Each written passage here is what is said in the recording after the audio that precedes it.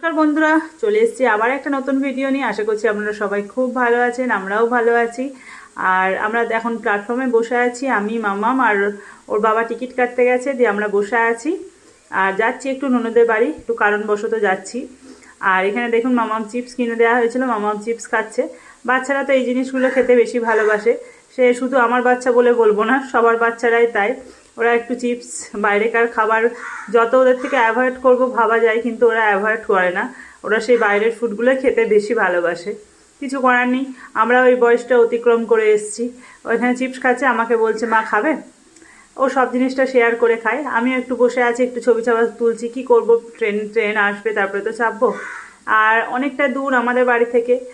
তারপর দেখতে দেখতে ট্রেন চলে এলো, ট্রেনে উঠে পড়লাম। ট্রেনে তো বীভৎস ভিড় ছিল।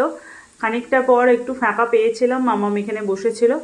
আর কারণ এত ভিড় ছিল কি বলবো, সকালের দিকটা তো একটু ট্রেনে ভিড় হয় এখানে। তারপরে আমিও জায়গা পেয়েছি, একটু বসেছি।